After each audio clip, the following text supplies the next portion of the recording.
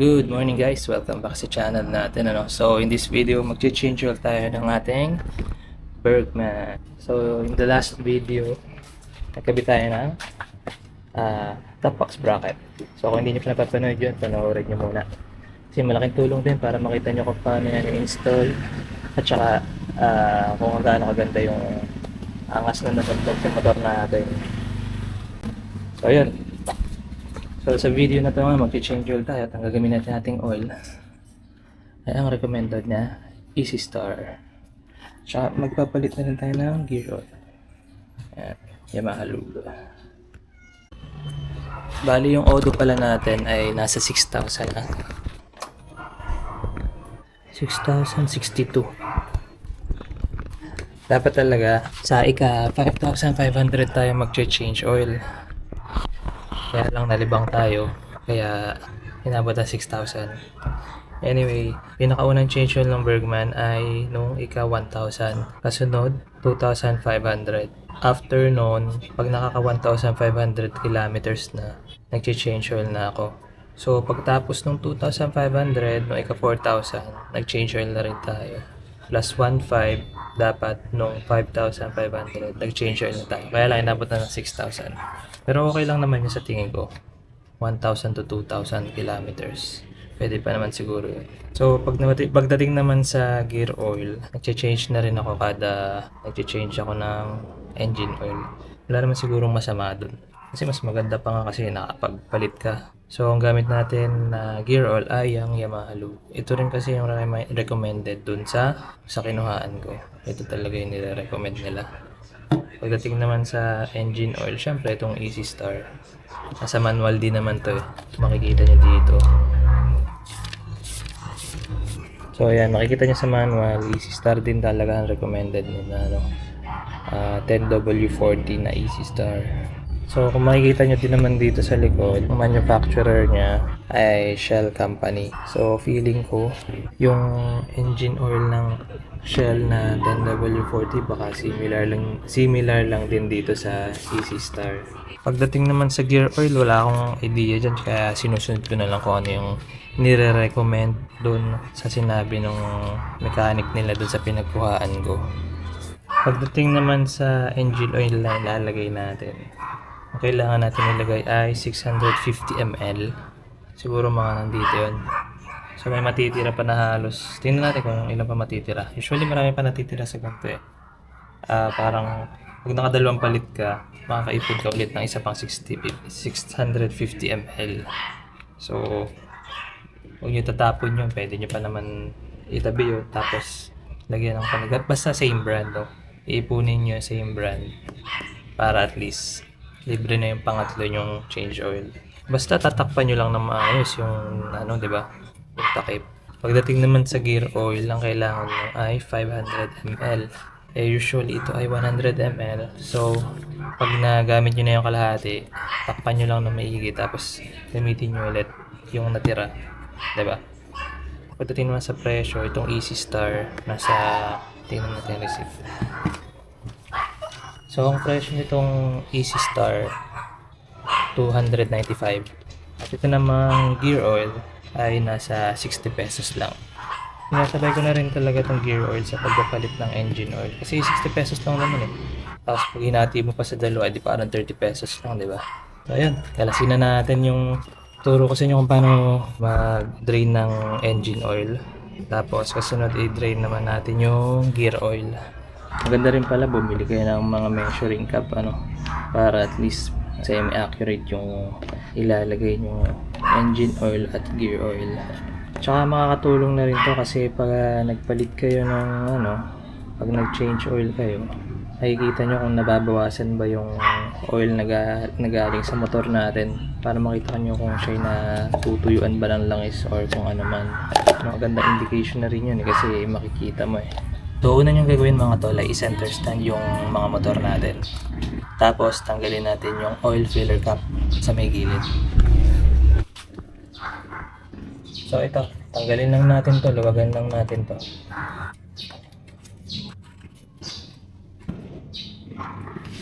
So, mas maganda kung gumamit tayo ng tissue sa pagpunas ng oil cap. Ayan. Makikita nyo naman. Hindi naman siya ganun kadami. Malinis-linis pa rin. Pero palitan na rin natin yung ating engine oil. Lagyan na natin na ito. Measuring cup na sasalo dun sa used oil.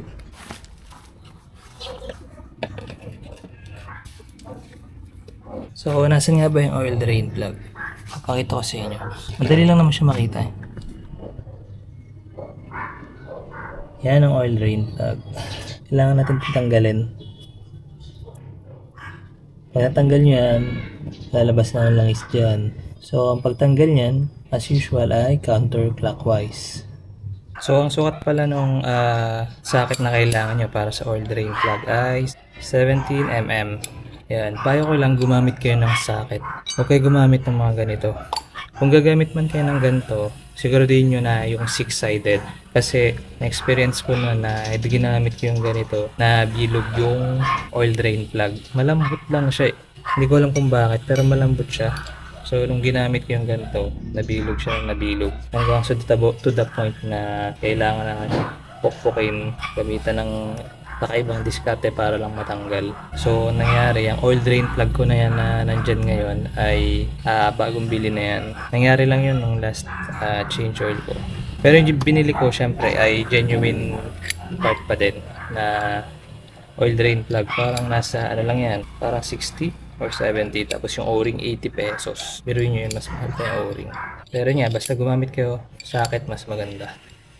Or ganito pero 6-sided. Hindi yung ganito.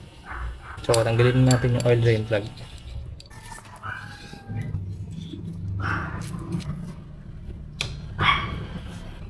Siguraduhin natin na itong pangsalo ng langis niya nakasalo na. Ayan. Tanggal na natin mga tol. Oh. Madali lang naman. Basta gumamit kayo ng magandang tools na socket. Bili nyo na yung original para hindi nakakasira ng mga gamit sa motor. Linisin muna natin to habang hinihintay natin siya ma-drain. Tapos mamaya hugutin natin yung oil strainer. Madali lang naman tanggalin yun eh. Huhugutin nyo lang yun.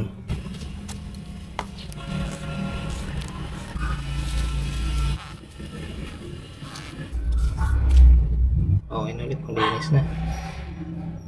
So yun yung o-ring sa loob. Itim. So ito yung oil strainer. Ito yung oil strainer plug. So para yan matatanggal. Isang hugot lang yan. Para yun na yung matatanggal. So pagtanggal yan, so, kakapain nyo lang tong butas na pinagtanggalan natin ng oil drain plug. Kakapain nyo lang, tapos hugutin nyo lang siya ng puti-uti. So huwag nyo siyang pisilin na sobra. Yung sakto lang para mahugot nyo. Ito, tingnan natin kung makikita nyo yung oil strainer. Ayun, yung oil strainer. Yung nasa gitna, kung nakikita nyo. Hugutin nyo lang yan ng daliri nyo. Gamitan natin ng long nose na pliers para matanggal natin, pero huwag nyong pipisilin ng malakas kasi baka mayupi.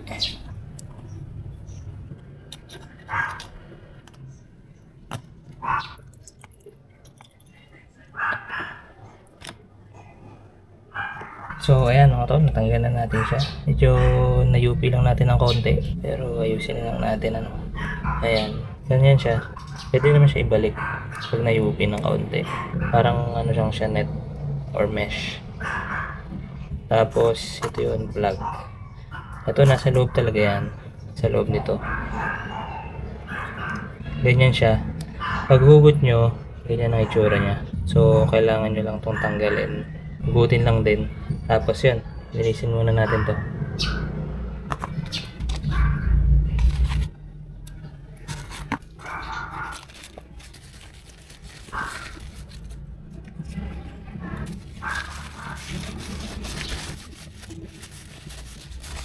Tanda ko nung unang change oil nito, tsaka ng pangalawa, may makikita kayo sa loob ng mga liliit na mga bakal-bakal. Feeling ko yun yung nasa loob ng makina.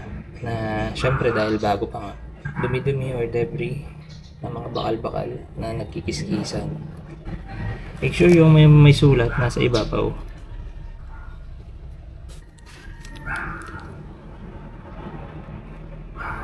Balik na natin siya.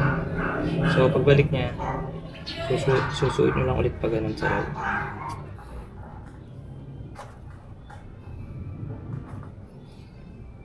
So, ayan siya mga tol, ano? Ito yung used oil. At kung makikita nyo, halos nasa 650 pa rin siya. So, at least alam mo na, hindi siya yung sobrang nabawasan. Pag sobrang nabawasan yan, ibig sabihin natutuyuan tayo ng langis. Baka either tumatagas or something else. Kaya maganda rin talaga gumamit ng measuring cup para at least nalalaman natin, ano. So, okay lang naman yan. Kahit konti-konti lang naman yung nabawas sa 650 kasi syempre baka may natira pa sa loob or iba rin mga tumulo-tulo. So, tapon muna natin to. Dispose natin ng maayos. Tapos lagyan na natin ng panibago engine oil. Uy, nakasil pa oh. Isang butas lang.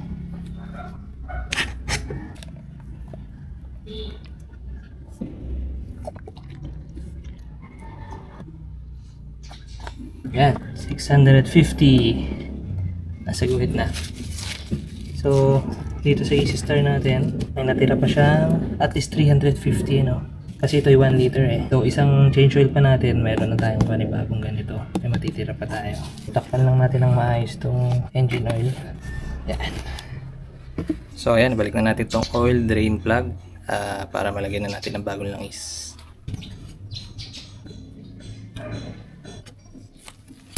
So, lagay na natin yung bagong engine oil. Sa paglalagay ng engine oil, kailangan nyo ng torotot. Mas maganda kung makabili kayo ng mas mahabang torotot kaysa dito. Kasi ito medyo napaiksi yung bili ko. Kaya ito ang meron tayo. So, gamitin natin. Ayan.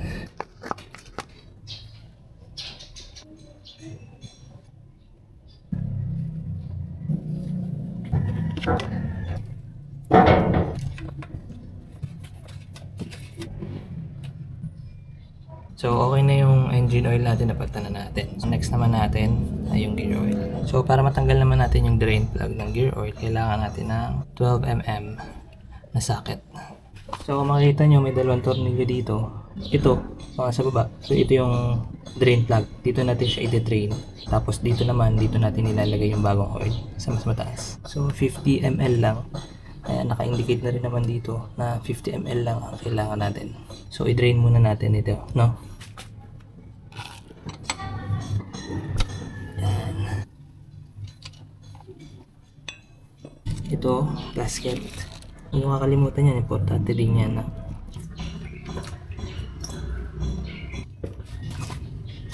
So, luwagan naman natin yung isa pang plug.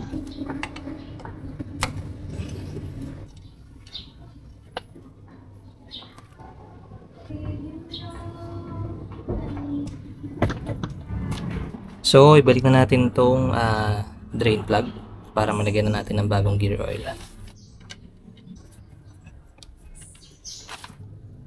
So, ayan. 50ml lang nito ang kailangan natin. So, sukatin natin.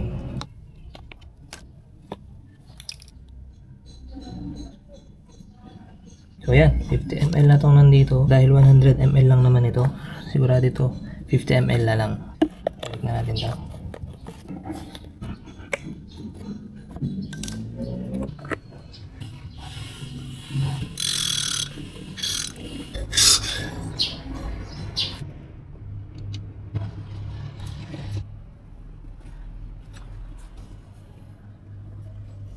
So, ayan mga tol, ganun lang kadali mag-change oil ng ating Suzuki Bergman. Engine oil at gear oil. Yan, ngayon alam nyo na ang gagawin. Madali lang. Sobrang dali lang. Kayang-kaya nyo rin yan.